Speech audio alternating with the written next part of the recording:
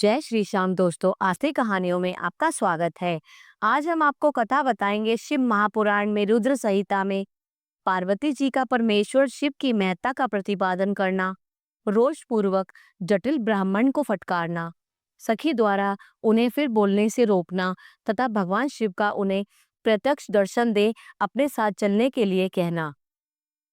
ओम नमः शिवाय। अगर आपको ये कथा पसंद आए तो कृपया करके इसे लाइक कीजिए, शेयर कीजिए, सब्सक्राइब कीजिए। पार्वती बोली, बाबा जी, अब तक तो मैंने ये समझा था कि कोई दूसरा ज्ञानी महात्मा आ गए हैं, परंतु अब सब ज्ञात हो गया, आपकी कलई खुल गई। आपसे क्या कहूँ? विशेषतः उस दशा में जब आप अवध्य ब्राह्मण हैं, ब्राह्मण देवता, आपने जो कुछ कहा है वह सब मुझे ज्ञात है, परंतु वह सब झूठ ही है, सत्य कुछ भी नहीं है। आपने कहा था कि मैं शिव को जानता हूँ। यदि आपकी यह बात ठीक होती तो आप ऐसी युक्ति एवं बुद्धि के विरुद्ध बात नहीं बोलते। यह ठीक है कि कभी कभी महेश्वर अपनी लीला शक्ति से प्रेरित हो तथा कथित अद्भुत वेश धारण कर लिया करते हैं, परंतु वास्तव में वे साक्षात परमब्रह्म परमात्मा है। उन्होंने स्वेच्छा से ही शरीर धारण किया है। आप ब्रह्मचारी का स्वरूप धारण कर मुझे ठगने के लिए उद्यत हो यहाँ पर आए हैं और अनुचित एवं असंगत युक्तियों का सहारा ले छल कपट से युक्त बातें बोल रहे हैं। मैं भगवान शंकर के स्वरूप को भली भांति जानती हूँ, इसलिए यथा योग्य विचार करके उनके तत्व का वर्णन करती हूँ। वास्तव में शिव निर्गुण ब्रह्म है, कारण वह सगुण हो गए हैं। जो निर्गुण है, समस्त गुण जिनके स्वरूप भूत हैं, उनकी जाति कैसे हो सकती है? वे भगवान सदाशिव समस्त विद्याओं के आधार हैं। फिर उन पूर्ण परमात्मा को किसी विद्या से क्या काम? पूर्व काल में कल्प के आरंभ में भगवान शंभु ने श्री विष्णु को उच्छ्वास रूप से संपूर्ण वेद प्रदान किए थे। अतः उनके समान उत्तम प्रभु दूसरा कौन है? जो सबके आदि कारण है, उनकी अवस्था अथवा आयु का मापतोल कैसे हो सकता है? प्रकृति उन्हीं से उत्पन्न हुई है, फिर उनकी शक्ति का कोई दूसरा क्या कारण हो सकता है? जो लोग सदा प्रेम पूर्वक शक्ति के स्वामी भगवान शंकर का भजन करते हैं, उन्हें भगवान शंभु प्रभु शक्ति, उत्साह शक्ति और मंत्र शक्ति, ये तीनों अक्षय शक्तियां प्रदान करते हैं।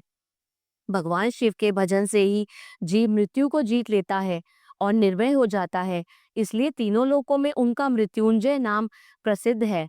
उन्हीं के अनुग्रह से विष्णु विष्णु तत्व को प्राप्त और ब्रह्मा ब्रह्मत्व को और देवता देवत्व को प्राप्त हुए हैं। शिव जी का पक्ष लेकर बहुत बोलने से क्या लाभ? वे भगवान स्वयं ही महाप्रभु हैं। कल्याण रूपी शिव की सेवा से यहाँ कौन सा मनोरथ सिद्ध नहीं हो जा सकता? उन महादेव जी के पास किसी बात की कमी है जो वे भगवान सदाशिव स्वयं मुझे पाने की इच्छा करे? यदि शंकर की सेवा ना करे तो मनुष्य 7 जन्मों तक दरिद्र होता है और उन्हीं की सेवा से सेवक को लोक में कभी नष्ट नहीं होने वाली लक्ष्मी प्राप्त होती है। जिनके सामने आठों सिद्धियां नित्य आकर नीचा सिर करके से नृत्य करती हैं कि वे भगवान हम पर संतुष्ट हो जाएं, उनके लिए कोई भी हितकर वस्तु दुर्लभ कैसे हो सकती है? यद्यपि यह मांगलिक कही जाने वाली वस्तुएं शंकर का सेवन नहीं करती, तथापि उनके स्मरण मात्र से ही सबका मंगल हो जाता है। जिनकी पूजा के प्रभाव से उपासक की संपूर्ण कामनाएं सिद्ध हो जाती हैं। सदा निर्विकार रहने वाले उन परमात्मा शिव में विकार कहाँ से आ सकता है? जिस पुरुष के मुख में निरंतर शिव यह मंगलमय नाम निवास करता है, उसके दर्शन मात्र से ही अन्य सब सदा पवित्र होते हैं। जैसा कि आपने कहा है कि वे चिता का भस्म लगाते हैं, परंतु यदि उनका लगाया हुआ भस्म अपवित्र होता तो उनके शरीर से झड़कर गिरे हुए उस भस्म को देवता लोग सदा अपने सिर पर कैसे धारण करते? अतः शिव के अंगों के स्पर्श से अपवित्र वस्तु भी पवित्र हो जाती है। जो महादेव सगुण होकर तीनों लोकों के कर्ता भर्ता और हर्ता होते हैं और निर्गुण रूप में शिव कहलाते हैं, वे बुद्धि के द्वारा पूर्ण रूप से कैसे जाने जा सकते हैं? परम ब्रह्म परमात्मा शिव का जो निर्गुण रूप है, उसे आप जैसे बहिर्मुख लोग कैसे जान सकते हैं? जो दुराचारी और पापी हैं, वे देवताओं से बहिष्कृत हो जाते हैं। ऐसे लोग निर्गुण शिव के तत्व को नहीं जानते। जो पुरुष तत्व को ना जानने का कारण यहाँ शिव की निंदा करता है, उसके जन्म भर का सारा संचित पुण्य भस्म हो जाता है। आपने जो यहाँ अमित तेजस्वी महादेव जी की निंदा की है और मैंने जो आपकी पूजा की है, उससे को पाप की भागिनी होना पड़ा है। शिवद्रोही को देखकर वस्त्र सहित स्नान करना चाहिए। शिवद्रोही का दर्शन हो जाने पर प्रायश्चित करना चाहिए। इतना कहकर पार्वती जी उस ब्राह्मण पर अधिक रुष्ट होकर बोली, अरे रे दुष्ट, तूने कहा था कि मैं शंकर को जानता हूँ, परंतु निश्चय ही तूने उन सनातन शिव को नहीं जाना है। भगवान रुद्र को तू जैसा कहता है वे वैसे ही क्यों ना हो, उनके जैसे भी बहुसंख्यक रूप क्यों ना हो, सत्पुरुषों के प्रियतम नित्य निर्विकार वे भगवान शिव ही मेरे अभिष्टतम देव हैं। ब्रह्मा और विष्णु भी कभी उन महात्मा हर के समान नहीं हो सकते। फिर दूसरे देवताओं की तो बात ही क्या है, क्योंकि वे सदैव काल के अधीन हैं। इस प्रकार अपनी शुद्ध बुद्धि से तत्वत विचार कर मैं शिव के लिए वन में आकर बड़ी भारी तपस्या कर रही हूँ। वे भक्त वत्सल सर्वेश्वर शिव ही हम सबके परमेश्वर हैं। दीनों पर अनुग्रह करने वाले उन महादेव को ही प्राप्त करने की मेरी इच्छा है। ब्रह्मा जी कहते हैं, नारद, ऐसा कहकर गिरिराज नंदिनी गिरिजा चुप हो गई और निर्विकार चित्त से भगवान शिव का ध्यान करने लगी। देवी की बात सुनकर वह ब्रह्मचारी ब्राह्मण जो ही कुछ फिर कहने के लिए उद्यत हुआ, त्यों ही शिव में आसक्ति चित्त होने के कारण उनकी निंदा सुनने से विमुख हुई पार्वती अपनी सखी विजया से शीघ्र बोली। पार्वती ने कहा, सखी, इस अधम ब्राह्मण को यत्न पूर्वक रोको। यह फिर कुछ कहना चाहता है। यह केवल शिव की निंदा ही करेगा। जो शिव की निंदा करता है केवल उसी को पाप नहीं लगता, जो उस निंदा को सुनता है वह भी यहाँ पाप का भागी होता है। भगवान शिव के उपासकों को चाहिए कि वे शिव की निंदा करने वाले को सर्वथा वध करे। यदि वह ब्राह्मण हो तो उसे अवश्य ही त्याग दें और स्वयं उस निंदा के स्थान से शीघ्र दूर चले जाएं। यह दुष्ट ब्राह्मण फिर शिव की निंदा करेगा और ब्राह्मण होने के कारण यह वध्य तो है नहीं, अतः त्याग देने योग्य है। किसी तरह भी इसका मुंह नहीं देखना चाहिए। इस स्थान को छोड़कर हम लोग आज ही किसी दूसरे स्थान में शीघ्र चलें, जिससे फिर इस अज्ञानी के साथ बात करने का अवसर ना मिले। ब्रह्मा जी कहते हैं, नारद, ऐसा कहकर उमा ने ज्यों ही अन्यत्र जाने के लिए पैर उठाया, त्यों ही भगवान शिव ने अपने साक्षात स्वरूप को प्रकट हो प्रिया पार्वती का हाथ पकड़ लिया। शिवा जैसे ही स्वरूप का ध्यान करती थी वैसा ही सुंदर रूप धारण करके शिव ने उन्हें दर्शन दिया। पार्वती ने लज्जावश अपना मुंह नीचे की ओर कर लिया। तब भगवान शिव उनसे बोले, प्रिय, मुझे छोड़कर कहाँ जाओगी? अब मैं फिर कभी तुम्हारा त्याग नहीं करूंगा। मैं प्रसन्न हूँ, वर मांगो, मुझे तुम्हारे लिए कुछ भी अदेय नहीं है। देवी, आज से मैं तपस्या के मोल का खरीदा हुआ तुम्हारा दास हूँ। तुम्हारे सौंदर्य ने भी मुझे मोह लिया है। अब तुम्हारे बिना मुझे एक क्षण भी युग के समान जान पड़ता है। लज्जा छोड़ो, तुम तो मेरी सनातन पत्नी हो। गिरिराज नंदिनी महेश्वरी, मैंने जो कुछ कहा है उस पर श्रेष्ठ बुद्धि से विचार करो। सुस्थिर चित्त वाली पार्वती, मैंने नाना प्रकार से तुम्हारी बारंबार परीक्षा ली है। लोक लीला का अनुसरण करने वाले मुझ स्वजन के अपराध को क्षमा कर दो। शिवे, तीनों लोकों में तुम्हारे जैसी अनुरागिनी मुझे दूसरी कोई दिखाई नहीं देती। मैं सर्वथा तुम्हारे अधीन हूँ। तुम्हारी इच्छा पूर्ण हो। प्रिय, मेरे पास आओ। तुम मेरी पत्नी हो और मैं तुम्हारा वर हूँ। तुम्हारे साथ मैं शीघ्र ही अपने निवास स्थान उत्तम पर्वत कैलाश को चलूंगा। ब्रह्मा जी कहते हैं, देवाधिदेव महादेव जी के ऐसा कहने पर पार्वती देवी आनंद मग्न हो उठी। उनका तपस्या जनित पहले का सारा कष्ट मिट गया। मुनिश्रेष्ठ सती साध्वी पार्वती की सारी थकावट दूर हो गई, क्योंकि परिश्रम फल प्राप्त हो जाने पर प्राणी का पहले वाला सारा श्रम नष्ट हो जाता है। ओम नमः शिवाय। अगला अध्याय, शिव और पार्वती की बातचीत। शिव का पार्वती के अनुरोध को स्वीकार करना। ब्रह्मा जी कहते हैं, नारद, परमात्मा हर की यह बात सुनकर और उनके आनंददायी रूप का दर्शन पाकर पार्वती को बड़ा हर्ष हुआ। उनका मुख प्रसन्नता से खिल उठा। वे बहुत सुख का अनुभव करने लगी। फिर उन महासाध्वी शिवा ने अपने पास ही खड़े हुए भगवान शिव से कहा। पार्वती बोली, देवेश्वर, आप मेरे स्वामी हैं। प्रभु, पूर्व काल में आपने जिसके लिए हर्ष पूर्वक दक्ष के यज्ञ का विनाश किया था उसे क्यों भुला दिया था? वे ही आप हैं और वही मैं हूँ। देवेश्वर, इस समय मैं तारकासुर से दुख पाने वाले देवताओं के कार्य की सिद्धि के लिए रानी मैना के गर्भ से उत्पन्न हुई हूँ। देवेश, यदि आप प्रसन्न हैं, यदि मुझ पर कृपा करते हैं तो मेरे पति हो जाइए। ईशान, प्रभु मेरी यह बात मान लीजिए, आपकी आज्ञा लेकर मैं पिता के घर जाती हूँ। अब आप अपने विवाह रूप परम उत्तम विशुद्ध यश को सर्वत्र विख्यात कीजिए। नाथ, प्रभु आप तो लीला करने में कुशल हैं, अतः मेरे पिता हिमवान के पास चलिए और याचक बनकर उनसे मेरी याचना कीजिए।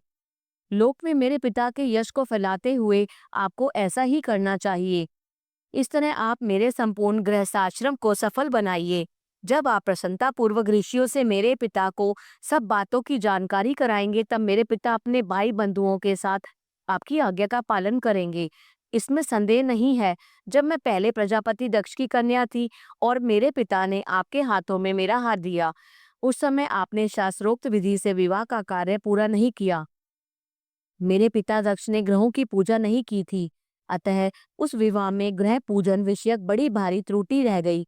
इसलिए प्रभु महादेव जी, अब की बार देवताओं के कार्य की सिद्धि के लिए आप शास्त्रोक्त विधि से विवाह कार्य संपादन करें। विवाह की जैसी रीति है उसका पालन आपको अवश्य करना चाहिए। मेरे पिता हिमवान को यह अच्छी तरह ज्ञात हो जाना चाहिए कि मेरी पुत्री ने शुभकारक तपस्या की है। पार्वती की ऐसी बात सुनकर भगवान सदाशिव बड़े प्रसन्न हुए और उनसे हंसते हुए ये प्रेम पूर्वक बोले। शिव ने कहा, देवी महेश्वरी, मेरी यह उत्तम बात सुनो। यह उचित, मंगलाकारक और निर्दोष है। इसे सुनकर वैसा ही करो। वरानने, ब्रह्मा आदि जितने भी प्राणी हैं वे सब अनित्य हैं। भामिनी, ये सब कुछ जो कुछ दिखाई देता है इसे नश्वर समझो। मैं निर्गुण परमात्मा ही गुणों से युक्त हो एक से अनेक हो गया हूँ। जो अपने प्रकाश से प्रकाशित होता है वही परमात्मा मैं दूसरे के प्रकाश से प्रकाशित होने वाला हो गया। देवी, मैं स्वतंत्र हूँ, परंतु तुमने मुझे परतंत्र बना दिया। समस्त कर्मों को करने वाली प्रकृति एवं महामाया तुम ही हो। ये संपूर्ण जगत महामाया के से ही रचा गया है। मुझे सर्वात्मा परमात्मा ने अपने उत्तम बुद्धि के द्वारा इसे धारण मात्र कर रखा है। सर्वत्र परमात्मा भाव रखने वाले सर्वात्मा पुण्यवानों ने इसे अपने भीतर सींचा है तथा यह तीनों गुणों से आविष्टित है। देवी, वर वर्णिनी, कौन मुख्य ग्रह हैं, कौन से ऋतु समूह है अथवा कौन दूसरे दूसरे उपग्रह हैं, इस समय तुमने शिव के लिए क्या कहा, किस कर्तव्य का विधान किया है? गुण और कार्य के भेद से हम दोनों ने इस जगत में भक्त वत्सलता के कारण भक्तों को सुख देने के हेतु अवतार ग्रहण किया है। तुम्ही रज सत्व तमोमयी यानी त्रिगुणात्मिका सूक्ष्म प्रकृति हो, सदा व्यापार कुशल, सगुणा और निर्गुणा भी हो। सुमध्य में मैं यहाँ संपूर्ण भूतों का आत्मा निर्विकार एवं निरीह हूँ। भक्ति इच्छा से मैंने शरीर धारण किया है। शैलजे, मैं तुम्हारे पिता हिमालय के पास नहीं जा सकता तथा भिक्षुक होकर किसी तरह तुम्हारी उनसे याचना भी नहीं कर सकता। गिरिराज नंदिनी, महान गुणों से अत्यंत गौरवशाली महात्मा पुरुष भी अपने मुंह से देही यानी कि दो यह बात निकालने पर तत्काल लघुता को प्राप्त हो जाता है। कल्याणी, ऐसा जानकर हमारे लिए क्या कहती हो? भद्रे, तुम्हारी आज्ञा से मुझे सब कुछ करना है, अतः जैसे तुम्हारी इच्छा हो वैसा करो। महादेव जी के ऐसा कहने पर भी सती साध्वी कमल लोचना महादेवी शिवा ने उन भगवान शंकर को बारंबार भक्ति भाव से प्रणाम करके कहा। पार्वती बोली, नाथ, आप आत्मा है और मैं प्रकृति, इस विषय में विचार करने की कोई बात ही नहीं है। हम दोनों स्वतंत्र और निर्गुण होते हुए भी भक्तों के अधीन होने के कारण सगुण हो जाते हैं। शंभु, प्रभु आपको प्रयत्न पूर्वक मेरी प्रार्थना के अनुसार कार्य करना चाहिए। शंकर, आप मेरे लिए याचना करें और हिमवान को दाता बनने का सौभाग्य प्रदान करें। महेश्वर, मैं सदा आपकी भक्ता हूँ, अतः मुझ पर कृपा कीजिए। नाथ, सदा जन्म जन्म में मैं ही आपकी पत्नी होती रही हूँ। आप परम ब्रह्म परमात्मा हैं, निर्गुण हैं, प्रकृति से परे हैं, निर्विकार निरीह एवं स्वतंत्र परमेश्वर हैं। तथापि भक्तों के उद्धार में संलग्न होकर यहाँ सगुण भी हो जाते हैं, स्वात्मा राम होकर भी लीला विहारी बन जाते हैं, क्योंकि आप नाना प्रकार की लीलाएं करने में कुशल हैं। महादेव, महेश्वर, मैं सब प्रकार से आपको जानती हूँ, सर्वज्ञ, सब बहुत कहने से क्या लाभ, मुझ पर दया कीजिए। नाथ, महान अद्भुत लीला करके लोक में अपने सुयश का विस्तार कीजिए, जिसे गा गा कर लोग अनायास ही भव सागर से पार हो जाएं। ब्रह्मा जी कहते हैं, नारद, ऐसा कहकर गिरिजा ने महेश्वर को बारंबार प्रणाम किया और मस्तक झुकाकर हाथ जोड़वे चुप हो गई। उनके ऐसा कहने पर महात्मा महेश्वर ने लोकलीला का अनुसरण करने के लिए वैसा करना स्वीकार कर लिया।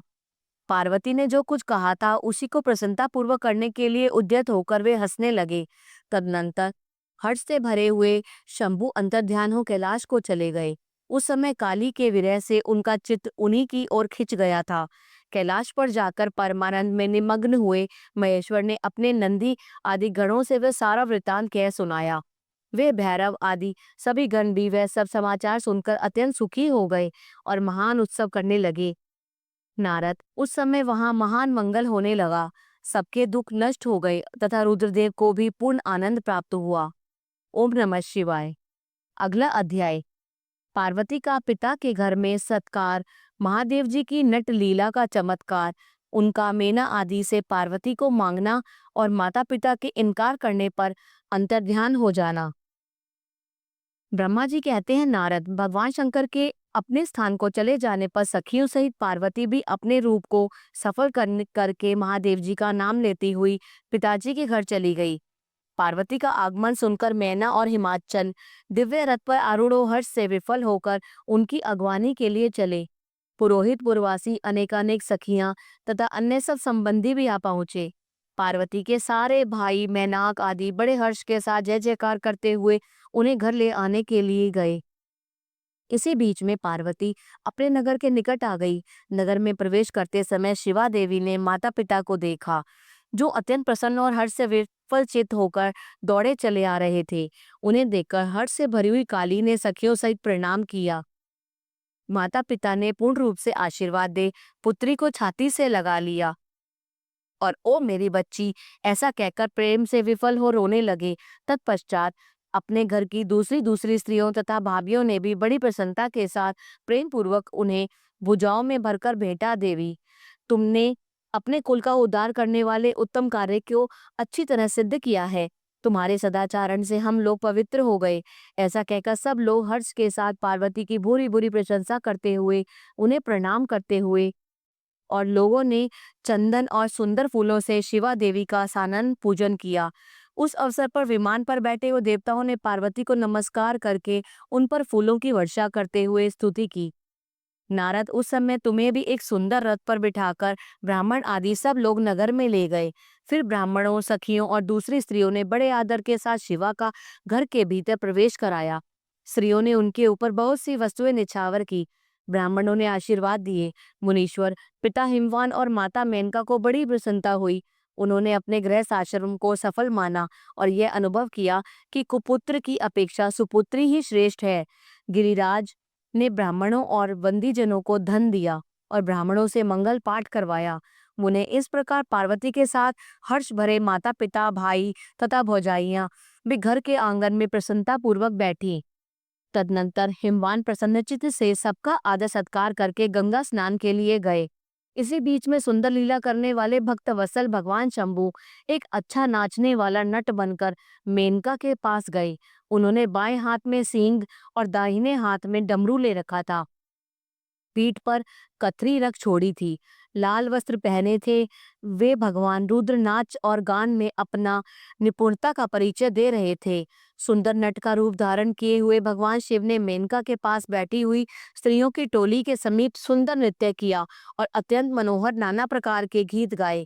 उन्होंने वहां सुंदर ध्वनि करने वाले श्रृंग को और डमरू को भी बजाया तथा नाना प्रकार की बड़ी मनोहारिणी लीला की। नटराज को उस लीला को देखने के लिए नगर के सभी स्त्री पुरुष एवं बालक और वृद्ध भी सहसा वहां आ पहुंचे। मुने उस सुमधुर गीत को सुनकर, उस मनोहर उत्तम नृत्य को देखकर वहां आए हुए सब लोग तत्काल मोहित हो गए। मैना भी मोही गई। उधर पार्वती ने अपने हृदय में भगवान शंकर का साक्षात दर्शन किया। वे त्रिशूल आदि चिन्ह धारण किए अत्यंत सुंदर दिखाई देते थे। उनका सारा अंग विभूति से विभूषित था। वे हड्डियों की माला से अलंकृत थे। उनका मुख सूर्य, चंद्र और अग्नि रूप तीनों नेत्रों से उद्भासित था। उन्होंने नाग का यज्ञोपवीत धारण किया था। उनके उस सुरमय रूप को देखकर दुर्गा प्रेम वेश से मूर्छित हो गई। गौरव वर्ण विभूषित दीन बंधु, दया सिंधु और सर्वथा मनोहर महेश्वर पार्वती से कह रहे थे कि वर मांगो। अपने हृदय में विराजमान महादेव जी को इस रूप में देखकर पार्वती देवी ने उन्हें प्रणाम किया और मन ही मन वर मांगा कि आप मेरे पति हो जाइए। प्रीतियुक्त हृदय से शिवा का वैसा कल्याणकारी वर देकर पुनः अंतर्ध्यान हो गए और वहां पूर्वत भिक्षा मांगने वाला नट बनकर उत्तम नृत्य करने लगे। उस समय मैना सोने की थाली में रखे हुए बहुत से सुंदर रत्न ले उन्हें प्रसन्नता पूर्वक देने के लिए गई। उनका वह ऐश्वर्य देखकर भगवान शंकर मन ही मन बड़े प्रसन्न हुए, परंतु उन्होंने उन रत्नों को स्वीकार नहीं किया। वे भिक्षा में उनकी पुत्री शिवा को ही मांगने लगे और पुनः कौतुकवश सुंदर नृत्य एवं गान करने को उद्यत हुए। मैना उस भिक्षुक नट की बात सुनकर अत्यंत कुपित हो उठी और उसे डांटने फटकारने लगी। उनके मन में उसे बाहर निकाल देने की इच्छा हुई। इसी बीच में गिरिराज हिमवान गंगा जी से नहाकर लौट आए। उन्होंने अपने सामने उस नराकार भिक्षुक को आंगन में खड़ा देखा। मैना के मुख से सारी बातें सुनकर उनको भी बड़ा क्रोध हुआ। उन्होंने अपने सेवकों को आज्ञा दी कि इस नट को बाहर निकाल दो। मुनिश्रेष्ठ वे नटराज विशालकाय अग्नि की भांति अपने उत्तम तेज से प्रज्वलित हो रहे थे।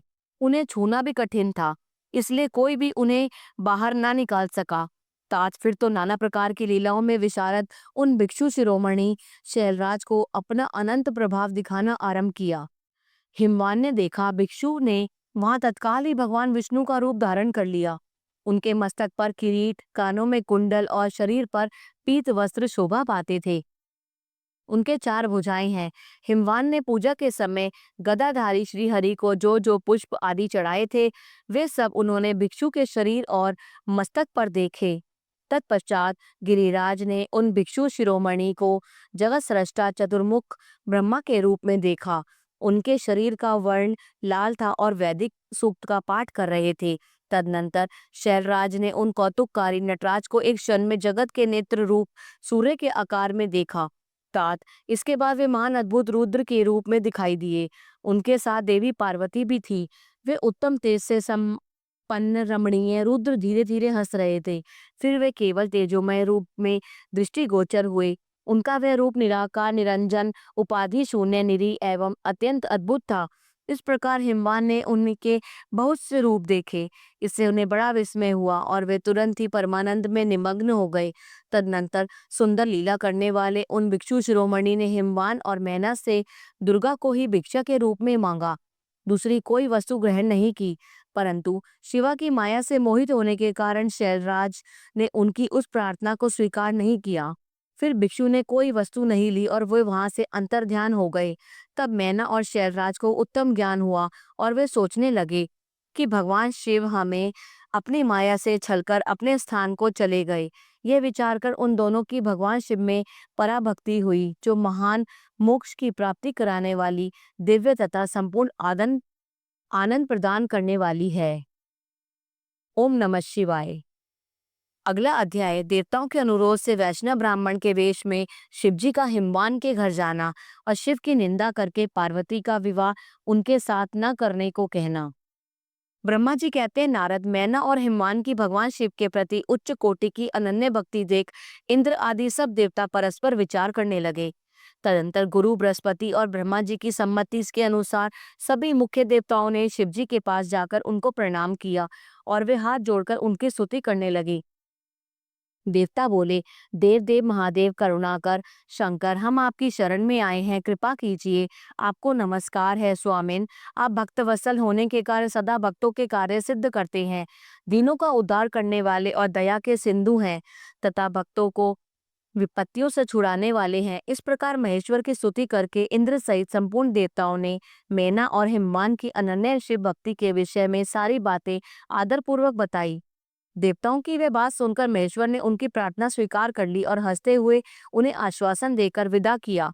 तब सब देवता अपने कार्य सिद्ध हुआ मानकर भगवान सदाशिव की प्रशंसा करते हुए शीघ्र ही अपने घर को लौटकर प्रसन्नता का अनुभव करने लगे।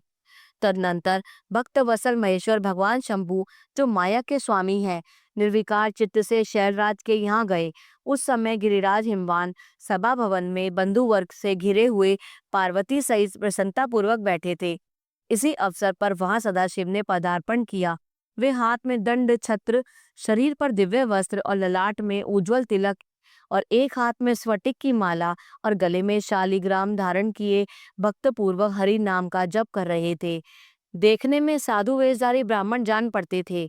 उन्हें आया देख सब परिवार हिमवान उठकर खड़े हो गए। उन्होंने अपूर्व अतिथि देवता को भूतल पर दंड के समान पड़कर भक्ति भाव से साष्टांग प्रणाम किया। देवी पार्वती ब्राह्मण रूपधारी प्राणेश्वर शिव को पहचान गई थी, अतः उन्होंने भी उनको मस्तक झुकाया और मन ही मन बड़ी प्रसन्नता के साथ उनकी स्तुति की। ब्राह्मण रूपधारी शिव ने उन सबको प्रेम पूर्वक आशीर्वाद दिया, किंतु शिवा को सबसे अधिक मनवांचित शुभाशीर्वाद प्रदान किया। शैलाधिराज हिमवान ने बड़े आदर से उन्हें मधुपर्क आदि पूजन सामग्री भेंट की और ब्राह्मण ने बड़ी प्रसन्नता के साथ वह सब ग्रहण किया। तत्पश्चात गिरिशेष हिमाचल ने उनका कुशल समाचार पूछा। मुने अत्यंत प्रीतिपूर्वक उन द्विजराज की विधि पूर्वक पूजा करके शैलराज ने पूछा, आप कौन हैं? तब उन ब्राह्मण शिरोमणि ने गिरिराज से शीघ्र ही आदर पूर्वक कहा। वे श्रेष्ठ ब्राह्मण बोले, गिरिश्रेष्ठ, मैं उत्तम विद्वान वैष्णव ब्राह्मण हूँ और ज्योतिषी का वृत्ति का आश्रय लेकर भूतल पर भ्रमण करता रहता हूँ। मन के समान मेरी गति है। मैं सर्वत्र जाने में समर्थ और गुरु की दी हुई शक्ति के से सर्वज्ञ, परोपकारी, शुद्ध आत्मा, दया सिंधु और विकार नाशक हूँ। मुझे ज्ञात हुआ है कि तुम अपनी इस लक्ष्मी सरी की सुंदर रूप वाली दिव्य सुलक्षणा अपनी पुत्री को एक ही आश्रय रहित असंग कुरूप और गुणाहीन वर महादेव जी के हाथ में देना चाहते हो। वे रुद्र देवता मरघट में वास करते, शरीर में सांप लपेटे रहते और योग साधते फिरते हैं। उनके पास पहनने के लिए एक वस्त्र भी नहीं है, वैसे ही नंग धड़ंग घूमते हैं। आभूषण की जगह सर्प धारण करते हैं। उनके कुल का नाम आज तक किसी को ज्ञात नहीं हुआ। वे कुपात्र और कुशील है, स्वभावतः विहार से दूर रहते हैं, सारे शरीर में भस्म रमाते हैं, क्रोधी और अविवेकी हैं। उनकी अवस्था कितनी ही हो यह किसी को ज्ञात नहीं। वे अत्यंत कुत्सित जटा का बोझ सदा सिर पर धारण किए रहते हैं। वे भले बुरे सबको आश्रय देने वाले भ्रमणशील नागहारधारी भिक्षु, कुमार्ग परायण तथा हठ पूर्वक वैदिक मार्ग का त्याग करने वाले हैं। ऐसे अयोग्य वर को आप अपनी बेटी ब्याहना चाहते हैं? अचलराज, अवश्य ही आपका यह विचार मंगलदायक नहीं है। नारायण कुल में उत्पन्न ज्ञानियों में श्रेष्ठ गिरिराज, मेरे कथन का मर्म समझो। तुमने जिस पात्र को ढूंढ रखा है वह इस योग्य नहीं है कि उसके हाथ में पार्वती का हाथ दिया जाए।